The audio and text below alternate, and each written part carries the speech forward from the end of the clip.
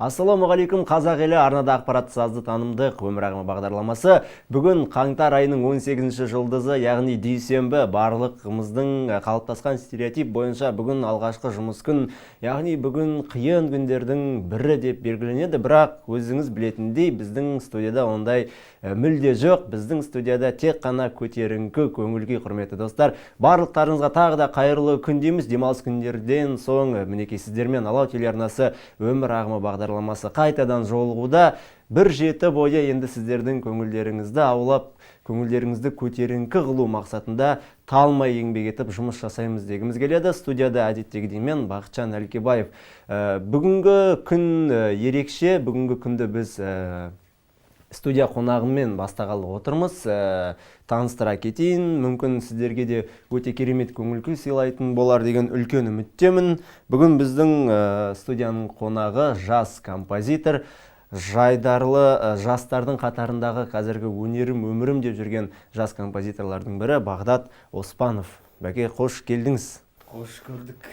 Көңіл-күй қалай? Дүйсенбі жұмыс деген сей. Аллаға шүкір, бәрі жақсы. Дүйсенбі күні міне сіздердің бағдарламаларыңызға келіп, көңіл-күйім одан да керемет болып жатыр. Мінекей, рахмет шақырғандарыңызға. Енді көңіл-күй, мысалы, біз сіз енді жұмыс кәсіптегі адамсыз. Дүйсенбі бәрі енді ой жұмыс деп. Бірақ сіздің көзіңізде ондай көрінбейді. Бәрі күшті болады. Жоқ, бүгін мінекей аяздың шамалы көтерілгеніне байланысты, мен өзім мектепте жұмыс істегендіктен, бүгін оқушылар демалып жатыр. Міне бізде соның арқасында демалып қалып жатырмыз. Керемет, мұғалім болғанның бір жақсысы сол шығар. Оқушылар демалса, сіз де демаласыз. Жалпы жас композитор деп таныстырып жатырмын. Мінекей біздің көрермендер де көріп отыр. Алдымызда жақсы керемет күй сандық тұр. Енді ерекшеленіп, бүгін ерекше күн деп бастап жатырмыз ғой. Ерекшеленіп, сол қазіргі көңіл күйіңізді бір-екі нотамен қалай ойнап бере аласыз? Жалпы қазіргі көңіл күйіңізді қандай әнмен суреттеуге болады? Жақсы. Енді шыны керек, мен ән жазғанмен дәл осы аспапқа, фортепиано немесе басқа да аспапқа ән жазбаймын. Былайша айтқан кезде, енді бұл аспапта да керемет ойнай алмаймын. Десек те сіз сұрағаннан кейін ойнап берейін енді. Бәрекелді, біз күтіп отырмыз.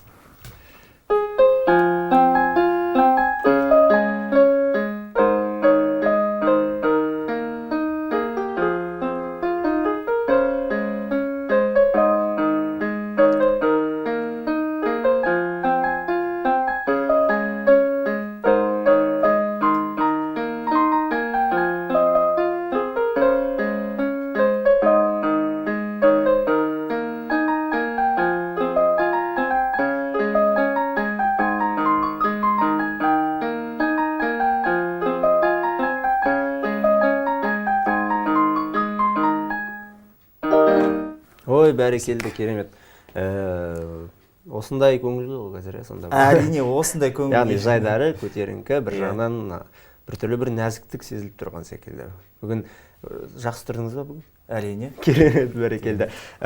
Мінекей жас композитор деп басынан бастап айтып жатырмыз. Жалпы бұл әуесшілік, жалпы бұл қайдан пайда болды? Әлде қаннан қанға берілген ба, әлде өзіңнің бойыңа дарыған қасиет па деген секілді ғой. Жалпы қайдан пайда болды? Осындай композиторлығым бар екен деген.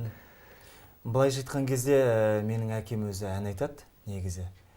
Нақышы жағымнан да бар ән айту.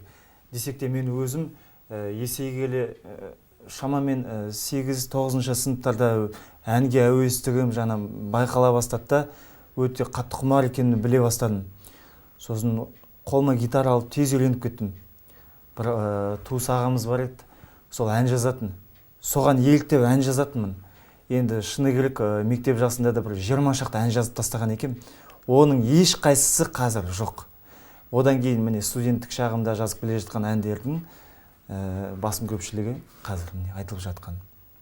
Яғни сол кішкентай кезіңізден бастап барлығы басталды. Ең алғашқы бір әніңіз есіңізде ме шығарған? Есімде. Ең алғашқылары деген. Ең алғашқы есімде, Қалай болды тарихы шамалы? Ол шын айтсам, мен ән жазып бастаған кезде жаңағы гитарамен көшелерде жүрем, өлең айтып. Сол кезде өзімнің әнімді айтамын, бірақ өзімнің әнім деп айтпайтынмын. Жаңа бәрі күшті тіпті қосылып та айтады, бірақ менің әнім екенін білмейді. Мен ыңғайсызданатын, бұл менің әнім деп айтуға. шыны керек қазір таңғаламын, мен неге сол кезде солай ешкімге айтпағанмын деп таңғаламын. Солай басталған еді. Ол ең алғашқы әнім Мұқағали Мақатаевтың «Махаббат» деген өлең бар, иә. Соның сөзіне жазған едім. Сол алғашқы әнім. Сол алғашқы әндерің. Ең енді солардың алғашқысының қатарында тұрған деп айтуға болады. Иә, әрине. Бәрекелді. Енді ол әнді менің ойымша мүмкіндігіңіз болса естіп те қалармыз бүгін. Ал дәл әзірше бізге шамалы уақыт беру керек болып тұр жарнамамен бейнебаянға. Содан соң міндетті түрде әрі қарай әнді тыңдаймыз, сұхбатта жалғастырамыз. Құрметті телекөрермендер, сіздер үшін қазіргі кезде дәл Алау арнасында шағын жарнама және де керемет бейнебаян, содан соң біз міндетті түрде жолығатын боламыз. Алау телеарнасы қосулы болсын.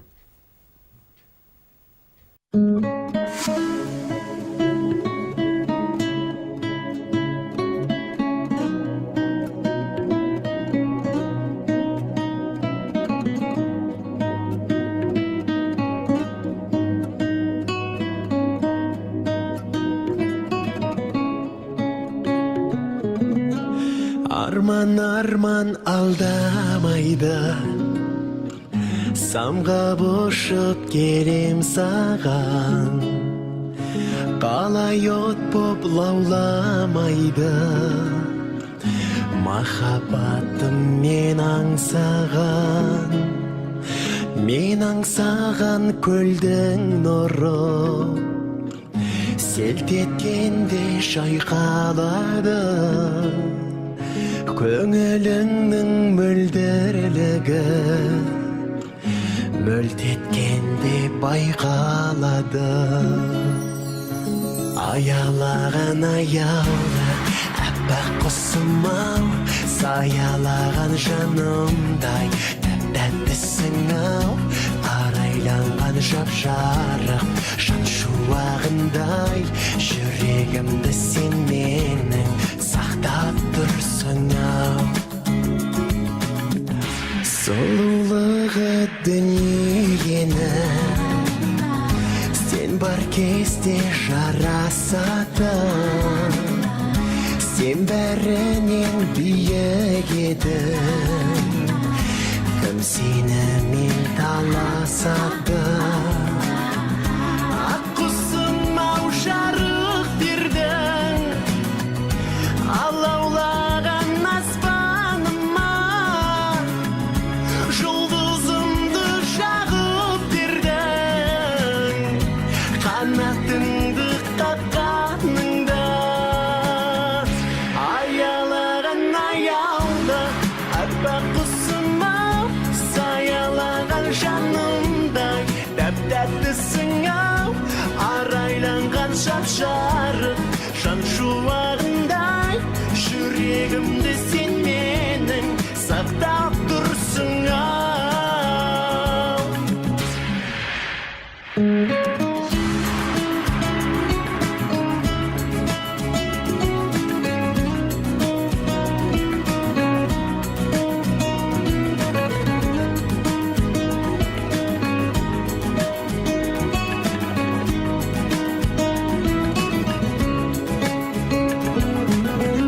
Аялаған аяулы әппақ құсым-ау, саялаған жанымдай тәп-тәттісің-ау. Арайланған жап-жарық жан шуағындай, жүрегімді сен менің сақтап тұрсың-ау. Аялаған аяулы әппақ құсым-ау, саялаған жанымдай тәп-тәттісің-ау. Арайланған жап-жарық жан шуағындай, жүрегімді сен менің сақтап тұрсың-ау.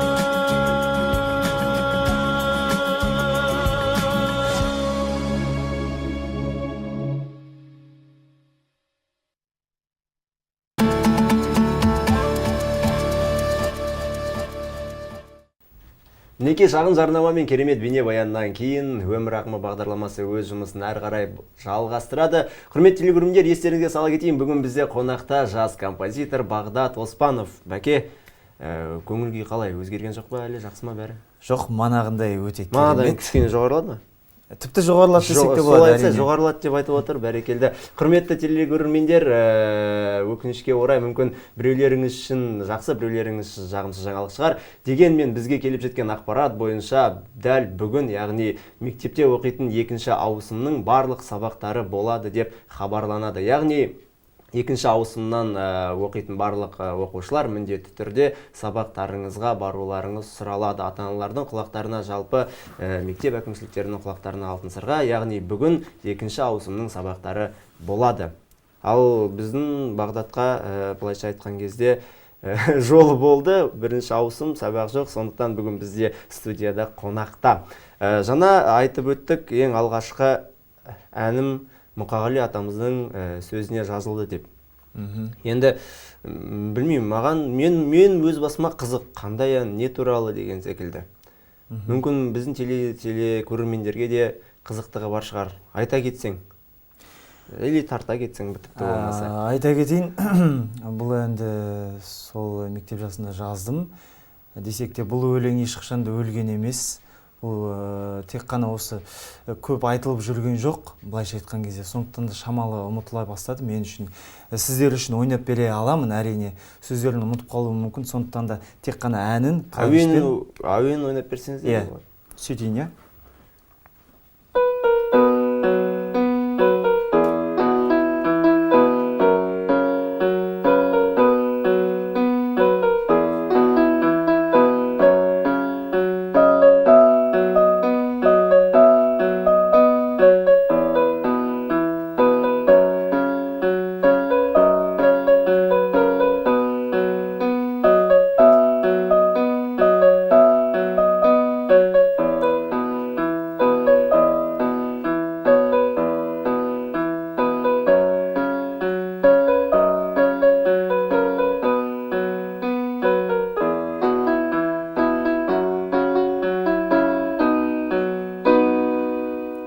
Ой, бәрекелді, керемет. Жалпы қазіргі таңда ән қоржында қанша ән бар? Жалпы орта есеппен алғанда Нақты шамасын білмедім, былай 30-дан асады. 30-дан астам ән бар делік. Оның барлығы нотасы қойылған, барлығы жазылған. Яғни күй сандық болса ойнап бере аласың. Енді сол әндердің жұрт арасына таралып, әншілерге таралып, жаңағы аранжировкасы жасалып, жалпы жұртқа шыққандары қанша? Бар ма ондайлар?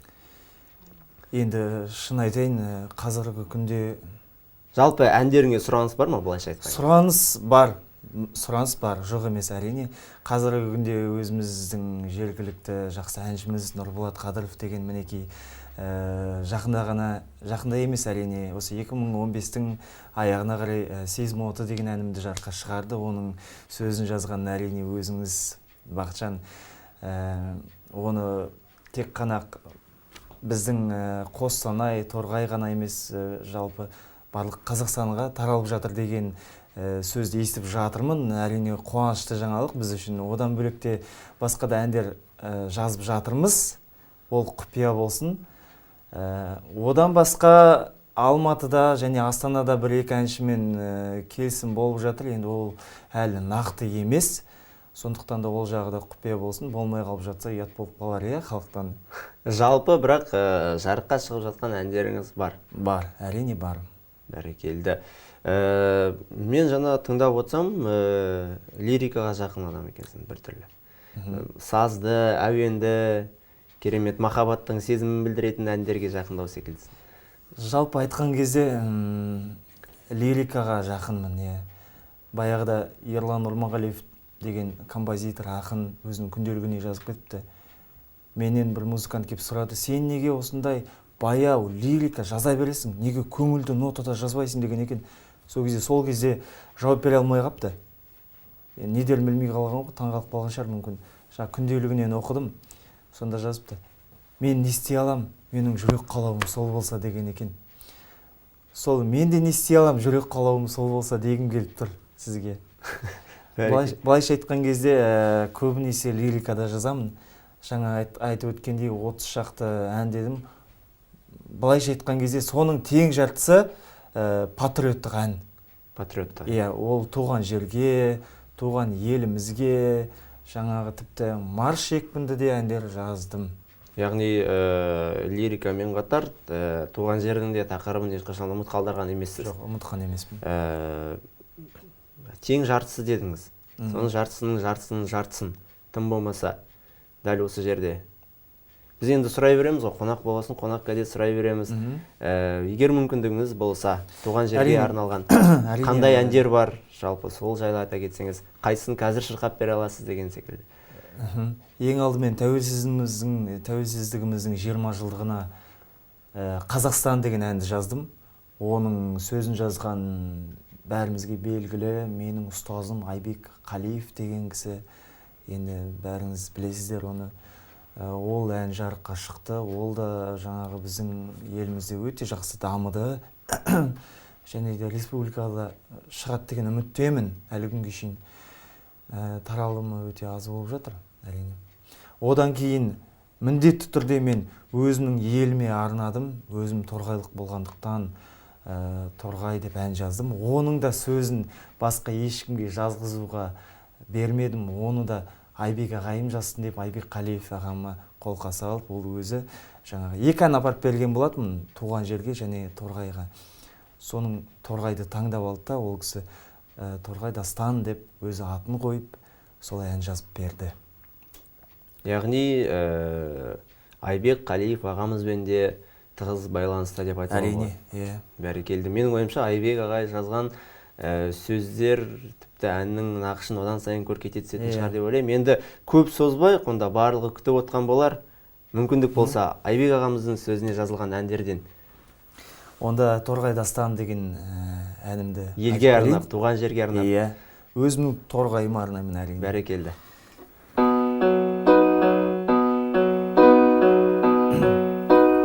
Қазақ үшін азаттық деп от кешкен, топырағыңда талай тарлан тек түскен, менің дархан Торғайымның даласы, шекарасы көкжиекпен шектескен. Алты алаштың дастаны дана Торғай, бар қазақтың дастаны дана Торғай. Ол елім, тірегім, жүрегімсің Торғайым. Ол елім, тірегім, жүрегімсің Торғайым.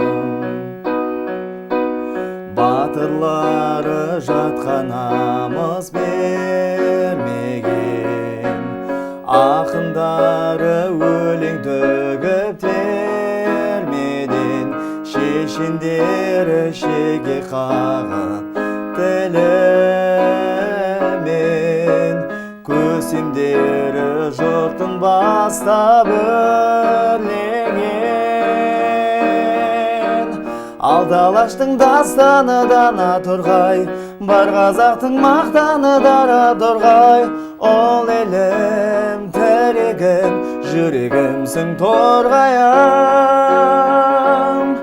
Дөр елім, тірегім, жүрегімсің Торғайым. Ой, бәрекелді, текті Торғай жерінен, текті Торғай топырағынан шыққан дарындылардың қатарын толықтырып, сен де мінекей жаңа белеске жетіп жатсың деп енді өз басым айта аламын. Жалпы Торғай жайлы көптеген сазгерлер әнде шығарды, көптеген ақындар өлеңде жазды. Жалпы соның барлығы алып қарайтын болсақ, жай қалған жоқ. Барлығы да бірдей халыққа таралып, барлығы да халықтың сұранысына бірдей ие болып жатыр. Сенің де осы әнің дәл сондай деңгейге, дәл сондай дәрежеге жетсін деп өз басым тілеймін шын жүректен. Бәрекелді. Лирика жайлы айттық. Туған жер тақырыбында әндеріңді тыңдадық. Тағы қандай бағытта жазасың? Жалпы енді қазіргі заманның талабы, сұранысы, ойнақы, жедел айтылатын, шамалы билететін, былайша айтқан кезде тойға әндер жазасың ба? Ондай сұраныстар болған жоқ па? Қазір мен білем, қазіргі барлық әншілердің сұранысы сол. Жалпы бір ойнақы бірдеңе болса деген. Былайша айтқан кезде жалпы көзқарасың қандай осы бағытта? ойың дұрыс. ойыңыз дұрыс. Осыған дейін сахна үшін, жаңағы өзім үшін жазып келдім. Той үшін ешқашан жазған емес екен. Осы 2-3 жылдың көлемі болды. Жастардың барлығы, тек қана жастар емес, тіпті мен жігіттер тобының продюсерімен де сөйлестім, жаңа жігіттер тобының Айдармен де сөйлестім. Сол кезде мен ән ұсынып жатсам, тойдың әні бар ма дейді маған. Мен әнімді ұсынып үлгерген жоқпын. Менен тойдың әні бар ма деп сұрады. Шыны керек, енді ол ешқандай да қате емес, ол ешқандай өрескел емес. Әрине, ол заманның талабы сол болып тұрғандықтан соған көнуіміз керек. Былайша айтқан кезде қазіргі таңда тойға деген кереметтей енді жазып тастадым деген өлеңдер жоқ. Былайша айтқанда 2-3 ән дайындалып жатыр. Қазіргі күнде Құдай қаласа болашақта тыңдай жатарсыздар. Яғни ондай бағытта өте қатты жаза қоймайсың. Жалпылай айтқан кезде сахнаға жазам. Сахнаға, яғни жалпы үлкен концерттерде халық құлақ құрышын қандырып тыңдауға болатын әндер дейсің ғой. Бәрекелді. Жалпы қазіргі таңда тапсырыс әдейі арнайы жан-жақтан хабарласып, мінекей осындай бағытта, осындай жаңағы тақырыпта, осындай жанрда ән керек деп, дәл солай, яғни тапсырыс беріп, маған мысалы бүгін кешке дейін бір жақсы, кешке дейін емес, енді осы 2 айдың көлемінде осындай бір махаббат мәтініндегі ән керек, болмаса осындай жаңағы өзің айтпақшы той бағытындағы әндер керек деген тапсырыс бойынша жаза аласың ба, әлде тек шабытпен ғана ма? Жоқ, осы соңғы уақытта шын айтсам тек қана тапсырыспен жазып жатырмын. Дәл қазіргі күнде осы тапсырыстардың 2-3-еуін жаздым, алдыда әлі 4-5-еуі тұр екен, оның уақыты да кеп қалды, былайша айтқан кезде. Сондықтан да сол әндермен де жұмыс жасау керек. Әлде де тапсырыстар болады деген ойдамын. Әрине, ешқандай да мен біреу маған ән жазып берші дегенде оның ақшасын сұрап, жаңағы не болады, қалай болады деген емеспін. Өйткені мен ән үшін деген адаммын, әнім шықса екен деген. Сондықтан да бастысы әнім шыққаны, ал қалғаны мен үшін маңызды емес. Бәрекелді. Яғни тапсырыс бойынша да жазуға болады дейсіз. Жалпы бір әнді жазуға қанша уақыт кетеді? Әртүрлі. Мысалы, кейбір ән болады, жарты жыл жазам, 1 жыл жазам, ал кейбір ән болады, мысалы, күніне 3-4 ән жазып тастаймын, тіпті. Ондай болады. Ол енді сіздер ақын болғандықтан сіздерде де ондай болатын шығар, жаңағы шабыттың келуіне байланысты. Мысалы, маған шабыт келген кезде мен түнімен ұйықтай алмаймын. Жаңа түнімен жазып шығам, шыны керек түнімен диктофонымды қасыма алып жатам. Жаңа таңғы 4-5, тіпті 6-ға дейін жаңа ән жазып шығам. Ол мен одан бір күн бұрын қанша ұйықтадым деген маңызды емес. Сол күні ұйқым былайша айтқанда қашып кетеді. Яғни шабыт келді, ұйқы жоқ. Жаңа бір керемет туындының тұсаукесері болып қалуы мүмкін деп ойлайсыз. Мүмкін. Бәрекелді. Жалпы қазіргі кезде енді ән көп қой, әншілер де көп.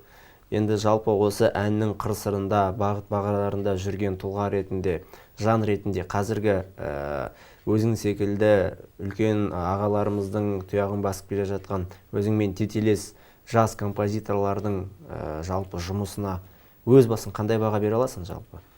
Композитор ретінде, кәсіби тұрғыдан қарағанда. Қазіргі таңда мен бұрындары білмедім.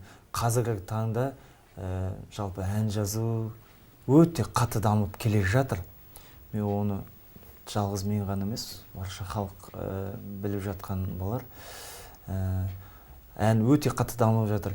Бірақ саны көп, сапасы жоқ, әндер де өте көп. Енді менің әнім қандай екен білмеймін. Менің әндерім туралы да біреулер осылай ойлауы мүмкін. Әрине, әр әнім мен үшін үлкен белес, мен үшін. Басқалар үшін білмедім. Сондықтан да үлкен сахнада саны да көп, сапасы да жоқ әндер де бар. Әрине, оны халық өзі саралап алады ғой. Бәрекелді. Жаңа тапсырыспен ән жаздым дедің. Ал тапсырыспен жазылған ән сапасына ешқандай келтірмейді ол кедергі, әлде бола ма? Мысалы, саған 2 айда делік, мысалы, сіздің шабытыңыз келмей, 2 айда ол мүмкін өнбей қалатын шығар. Сол тапсырыстың кесірінен әннің сапасының өзгеруіне жоқ, былайша айтқан кезде, егер мен 2 ай маған аздық ететін болса, онда мен созам уақытын. Өйткені маған ең басты сапасы. Егер ол 2 айда міндетті түрде шығу керек дейтін болса, ол басқа сазгерлерге бара алады. Ал мен өзім мүмкіндік болмай жатса созамын әрине. Ең аз уақыт жазған деген әнім ол 3 күнде жазыппын. Ол жаңағы Арқалық мемлекеттік педагогикалық институтының ішінде құрылған Міржақып Дулатов атындағы бірлестік бар. Оның жетекшісі әрине Айбек Қалиев ағайымыз. Айбек ағайымыз өзі тікелей тапсырма берген еді. 5 жылдығына байланысты біздің 5 жылдық концертіміз болған кезде гимніміз шырқалсыншы деді. Сол кезде маған әрине бір ай бұрын айтылды, бірақ ол естен шығып кетіпті. Сол кезде концертке 2 жеті қалған кезде маған тағы айтылды. Сол кезде жанталасып жаңағы 2 күн шамасында жазыппын. Жаңағы ақындарды шамасы 1 күнде жазды, студияға кетті. Сосын студияда 2 күнде жарыққа шықты. Жаңағы концертке 3-4 күн қалған кезде дайын болды ғой жаңаған. Бәрекелді. Яғни егерде керек болса, санына қарағанда сапасына қараймын дейсің ғой әннің. Иә, ол шабытқа да байланысты әрине. Жаңағы 2 күнде деген кезде шыны керек. Ол кезде шабыт болды ғой. Болды, әрине. Жаңағы бір гимннің менде біреу білер, біреу білмес 3 нұсқасы болды менде. Қайсысын берерімді білмедім. Енді 3 болғанда 3 нұсқа жазып тұрсыз. 3 нұсқа болған кезде былай 2 нұсқа таза, 3-шісі менде ойша болды. Яғни жаңағы таза ноталармен түсіп тастамасам да былайша жобасын келтіріп қойдым. Ал 2 нұсқасы таза болды енді. Соны қайсысын беремін деп ойладым да, біреуін бердім. Және жақсы шықты ол ән. Яғни қазіргі таңда Арқалық мемлекеттік педагогикалық институтында Міржақып Дулатов атындағы бірлестіктің өзінің керемет әнұраны бар. Қазіргі күнге дейін шырқалып жүрген менің ойымша, бәрекелді. Мысалы, жалпы адам тұлға ретінде өзін дамыту үшін қай салада болмасын, мысалға дәрігерлер өз бетінше курстарға барады, мұғалімдер өз бетінше жаңағы дәрежелерін көтеру сабақтарына барады. Мысалға, мен енді өзім толғандырған сұрақ, композиторлар өз-өзін шыңдау барысында қандай жұмыстар жасайды? Былайша айтқан кезде тәжірибе ғой, тәжірибеден бөлек әрине білім маңызды, білім. Композицияны бәріміз оқуымыз керек десек те оған мүмкіндік болмай жатыр қазіргі күнде. Бірақ бір күн оқимын деген ниет бар. Оқығым келеді композицияны. Таза білімді болған ешқашанда сапасыз дүние шығармас әрине. Сондықтан да ол менің біліміме білім қосатыны сөзсіз. Ал былайша айтқан кезде қазіргі күнде мен үшін өсудің жолы ол күннен күнге жаңағы ән жазу, республикалық деңгейде жаңағы шығарылып жатқан әндердің сапасымен, жаңағы олардың әндерімен салыстыра отырып, жаңағындай сондай бағытта шығару, міне бір-бірімен бәсеке болған жерде өсу болады дейді ғой жалпы, иә. Енді Қостанай көлемінде өзіміздің жерде әрине кішкене қозғалыс аздау, себебі бізде әрине Бақытжан Сәукенов, Қалибек Дербісәлдин деген сияқты, Жарқынбек Дербісәлдин деген ағаларымыз бар. Әрине үлкен кісілер, олар біздің ағаларымыз, олар біз үшін үлкен тұлға, мен оларды үлгі тұтамын. Десек те мен өзімнің қатарымдағы жас сазгерлерді шын айтсам танымаймын. Яғни оның дәлелі, яғни Қостанайда сазгерлік ұйым, яғни сазгерлік қозғалыстың жоқтығы. Иә, жоқтығы. Сол шамасында дамыса өте жақсы болар еді. Мысалға айта кететін болсам, республикалық деңгейде конкурстар өте көп. Ал неге облыс деңгейінде сондай конкурс өткізбеске? Мысалы, бағымызды жылына 1-2 рет сынап тұрсақ, ол біз үшін өсу үшін, өну үшін жаңағы таптырмас мүмкіндік. Керемет. Енді менің ойымша, енді жалпы біздің арнаны көптеген өнер адамдары да қарайды, зиялы қауым да қарайды. Мен өз басым оны біле аламын. Мүмкін сіздің сөзіңіз құлаққа жетіп, мүмкін біреу болмаса біреу дәл осындай бағытты қолға алып, Қостанайдағы сазгерлердің басын қосу жолында мүмкін еңбек етер. Ол жайлы әрине міндетті түрде тағы да сөйлесетін боламыз. Сөзіңіз аузыңызда. Біз енді келесі кезекте біздің бағдарламамыздың кезегін шағын жарнама және де керемет бейне баянға бергіміз келіп отыр. Ал Сіздердің естеріңізге сала кететін тағы да бір хабарландыру, мектеп оқушыларының екінші ауысымы міндетті түрде бүгін сабаққа барулары тиіс. Ата-аналардың құлақтарына алтын сырға дәл осы әнді тыңдап, балаларыңызды мектепке ақырындап жібере беріңіздер. Алау телеарнасы қосулы болсын.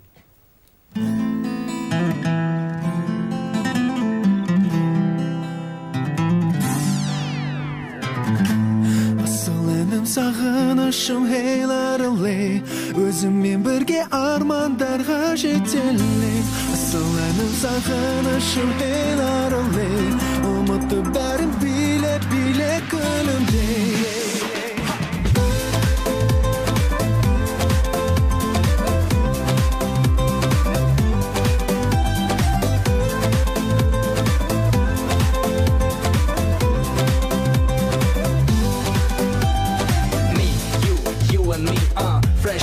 Lose your breath more, say no more, get on the floor. Your body so hot like phenomenal. Lady, say hello to late. All the girls shout I'm okay. You better love this song every day. Bump, bump, bump everywhere. Asılanın sağınışım heylarıley, özümle birge armanlarga жетелей. Asılanın sağınışım heylarıley, umutlu bәрін bile-bile күнімдей.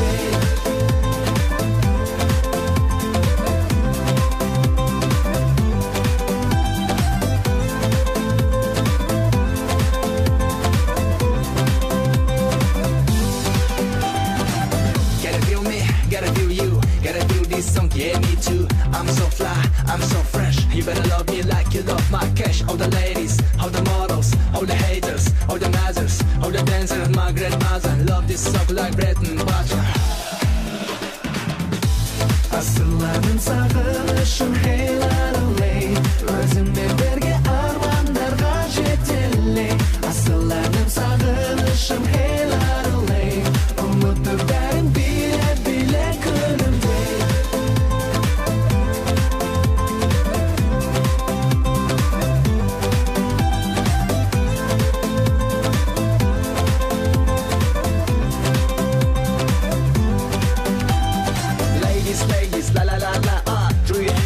The sky, black, white, fresh, fly, feeling like a lollipop all this night.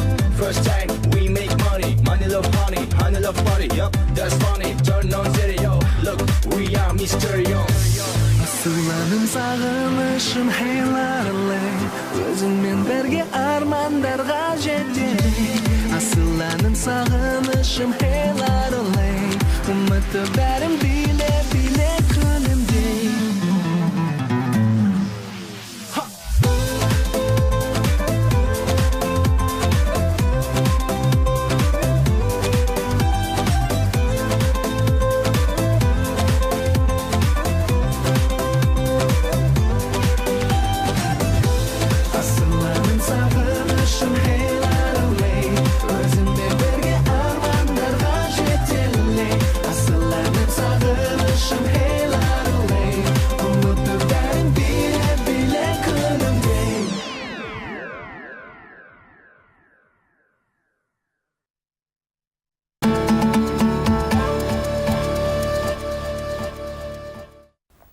Бәрекелді, мінекей Алау телеарнасында өмір ағымы сазды ақпарат танымдық бағдарламасы өз жұмысын әрі қарай жалғастырады.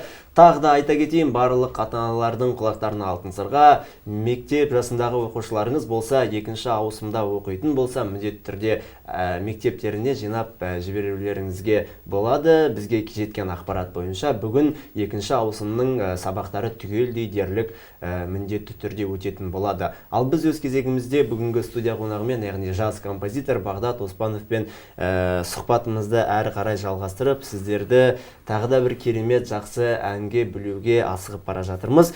Бәке, көңіл күй солай ғой? Өзгерген жоқ? Әлде де көтеріліп жатыр ма? Шамалап көтеріліп жатыр. Сіздердің бағдарламаларыңызға келгелі көңіл күйім тіптен көтеріліп жатыр. Бәрекелді. Біздің енді басты миссиямыз көңіл күйді қалыпты көтеріңкі ұстау. Соны сыйлап жатқан саған да рахмет біріншіден әндеріңмен. Енді мынандай сұрақ, sana өзің айттың, өзіме түртіп алдым. Біздің облыста конкурстар аздау дедің. саусақпен санарлықтай десек те болады. Жалпы жарар облыста былай ала тұрайық, республика көлемінде, жалпы халықаралық көлемде өзің қатысқан конкурстар, сайыстар болды ма? Енді былайша айтқан кезде енді ғана тәй басып келе жатырмын. Дәл осы жолда десек те басынан бастайтын болсам, өзім Арқалық қаласында оқыдым, сонда өндім, өстім, сонда жұмысты да бастадым. Былайша айтқанда сол жақта шығармашылығым да басталды. Ең басында сол жақта конкурс болды Арқалықта. Сол 2012 жылы ол кезде Туған жер деген әнімді салдым жаңағы конкурсқа. Сол жеңіп алды, бірінші орынды алдым сол әнмен. Одан кейін соны жеңген соң мені облысқа жіберді осында. Бірақ осы облыста болған сайыс өте дұрыс болмады, былайша айтқан кезде. Жалпы положение дейді ғой қазақшасын айтамын. Нұсқаулық бойынша патриоттық авторлық ән деп жазылған, сондықтан да мені жіберді. Ал мына жаққа келіп, Қостанайға келіп, сайысқа түсіп жатырсақ, тойдың, шетелдің әндері айтылып жатыр. Былайша айтқан кезде Марғұлан Оспанов деген бауырымыз бар өзіміздің. Әрине баршаңыз білесіздер. Сол екеуміз ғана авторлық ән айтып келдік. Екі Оспанов авторлық ән. Иә, ол Марғұлан ағамызбен ешқандай да туыстық қатынасымыз жоқ. Десек те шығармашылықта, былай өмірде ол менің ағам әрине. Екеуміз ғана қатыстық. Сонда әрине ол кезде ешқандай орынға іліккен жоқпыз. Енді білмедім ол не болғанын, ол жерде түсінбей қалдық бәрімізде. Дипломмен үйге қайттық бәрімізде. Одан бөлек осы биыл ғана үлкен республикалық тәуелсіздік толғауы деген конкурсқа құжаттарымызды жібердік. Оған айта кетейін, Абиқалиев ағайымыздың сөзіне жазылған жаңағы Қазақстан деген әнді жібердім. Оған облыстың атынан, енді тікелей облыстың атынан білмедім, десек те Қалибек Делбисалдин ағамыз екеуміз қағаздарымызды жібердік, қатыстық оған. Одан әлі ешқандай ақпарат келген жоқ, не болғанын білмейміз әзірге. Мүмкін өтпей қалған да шығармыз орынға. Мүмкін бірақ сол мадақтаманы грамотасы қолыңызға тиіп, мүмкін келесі бағдарламада отыратын шығарсыз. Мүмкін, Құдай қаласа дейік, Құдай қаласа. Бәрекелді. Яғни конкурстарға қазір қатысып жатсыз. Иә, енді басталып жатырған қарай міндетті түрде жібермеуге тырысасыз. Әрине менің ойымша ол өз-өзіңді шыңдау жалпы кәсіби деңгейде даму үшін таптырмас жолдардың бірі деп ойлаймын. Жалпы ән жазып жатсың. Әндер жаңа 30 жақтан асып жатыр, түні бойы ұйқы келмей көптеген әндер нотаға түсіп жатыр. Ол әндер қорғалып жатыр ма авторлық құқық жағынан? Негізі себебі мүмкін қазір біреу тыңдап алып, ой, менің әнім деп беріп жүруі мүмкін. Жалпы осы тұрғыда. Иә, негізі ой бар авторлық құқықты жасату, және де жаңағы Қазақстан әнімді жасатып жатырмын. Басқа да әндерді әрине жасату керек. Өйткені әр әннің авторлық құқығы қорғалуы тиіс. Ондай жағдай болды. Менің жаңа Туған жер деген әнімді ұрланды деп жаңағы сөзін жазған Ерхан Молдағалиев деген жігіт те бар. Басқа да бар. Жаңа ұрланды деп келді маған. Осылай айтып, былай айтып. Мен енді түсінген жоқпын. Жаңағы бірақ таба алмадым енді. Қайда, қандай ән екенін, кім айтқанын білген жоқпын. Ол әзірге осыған дейін әлі белгісіз. Бірақ Құдай қаласа барлық әндерді авторлық құқығын жасатуға ниетіміз. Жасау керек, міндетті. Менің ойымша ол міндетті түрде, себебі дәл осындай керемет туындылар, керемет әндер басқа біреудің жетегінде, басқа біреудің композициясы болып орындалып жатса, менің ойымша еңбектің де еш кеткенмен пара-пар ғой. Сондықтан мүмкіндік болса тілеймін өз басыңа, барлық авторлық құқығын қорғалып, әндерің тек қана үлкен сахналардан тыңдалсын дегім келеді. Енді әңгімесімен барлық біраз нәрсенің басын қайырдық екеуміз осы жерде отырып алып. Енді менің ойымша бізде енді қарап отқан ата әжелеріміз бар, аға апаларымыз бар, үйде жұмыс жасап, жаңағы түскі ас пісіріп жатқан әпкелеріміз бар, жеңгелеріміз бар. Олар да мүмкін бір ән тыңдап құлақ құрышын қандырғысы келіп отырған деген ойдамын өз басым. Енді өзім сондай ойда отырмын, ән тыңдағым келіп отыр.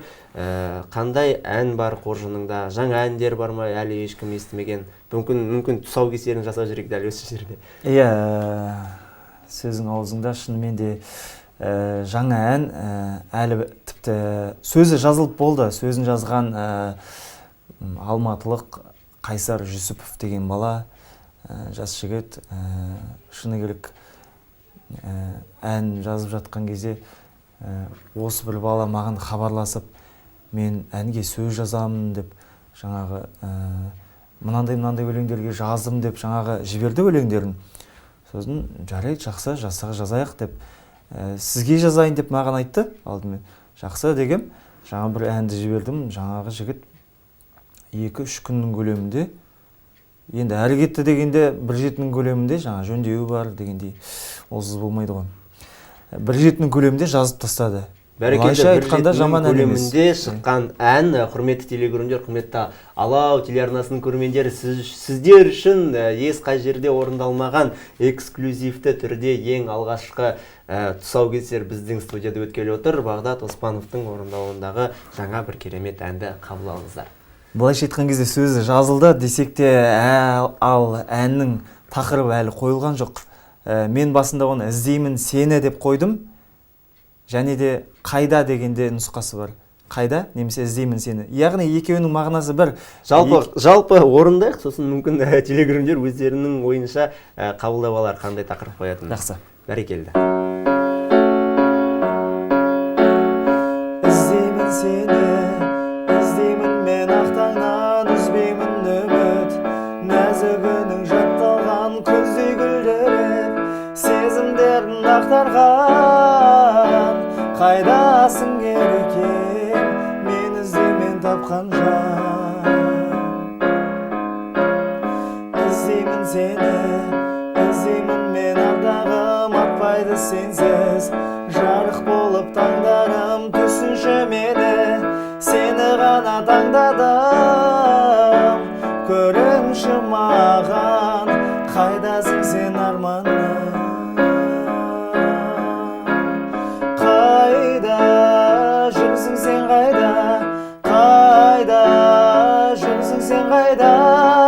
Жүрегімнің бөлшегі сен киелім, көңіліммен мәңгілік мен сүйемін.